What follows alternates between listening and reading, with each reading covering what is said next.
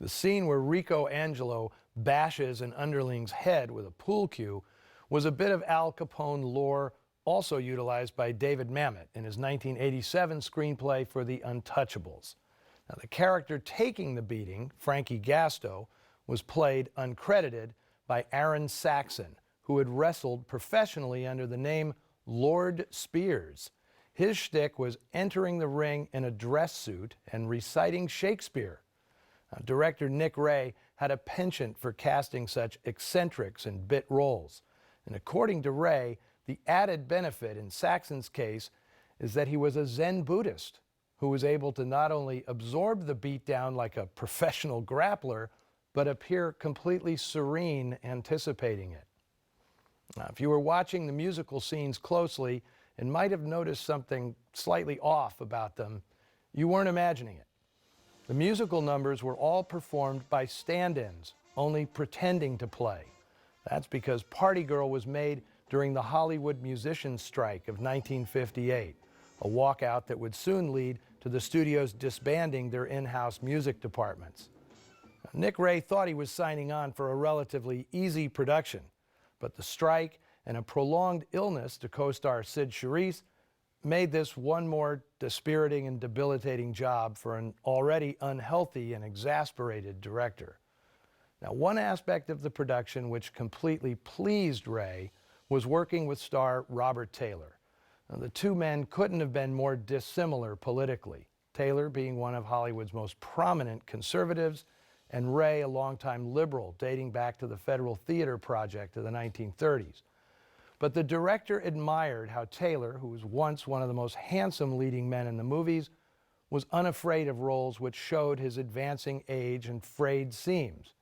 He was particularly impressed by how Taylor studied with an osteologist to convincingly sell Tom Farrell's limp.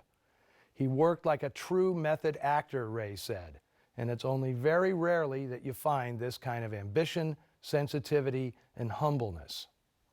Now, a funny coincidence about the character of Thomas Farrell. 10 years after he made this film, Nick Ray found himself in need of the services of a good, experienced lawyer, and he hired Chicago mouthpiece Louis Kuttner, without having the slightest idea that Kuttner was once Al Capone's attorney and had been the model for the Thomas Farrell character in Party Girl.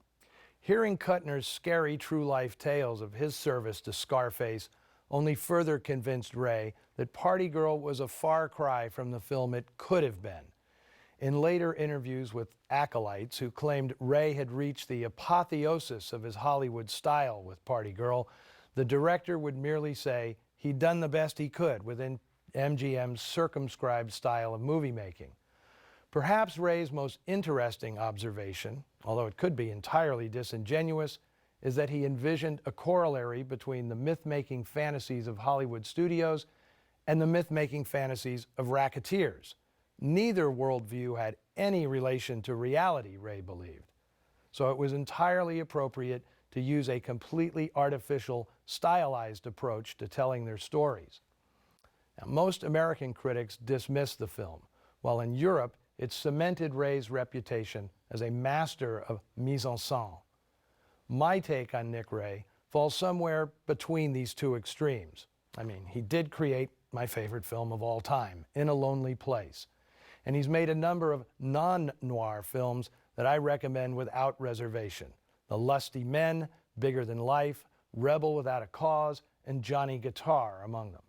Now, these are completely unique films that almost restore my belief in the auteur theory.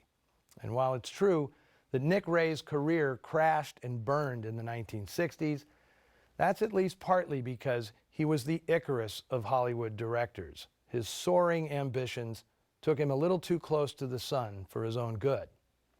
Now, no such ambitions will be on display here next week. We'll be returning to the tried and true trenches of the RKO B Unit for a rock-solid noir about an insurance investigator who goes crooked for a dame. I guess we could show that story in some form or another every week. But when I say rock solid, I mean it, because Charles McGraw is the star of Roadblock. And you'll want to be here when Joan Dixon, fresh from the Howard Hughes harem, puts him through his paces. In the meantime, let us know what you thought of Party Girl on our Facebook page and Twitter feed, where I can already imagine lots of screaming in all caps about no color in film noir. Now, if you can't wait till next week for more noir, check out Filmstruck, the ultimate go-to streaming service for serious film fans. On Filmstruck, you get classics of all kinds.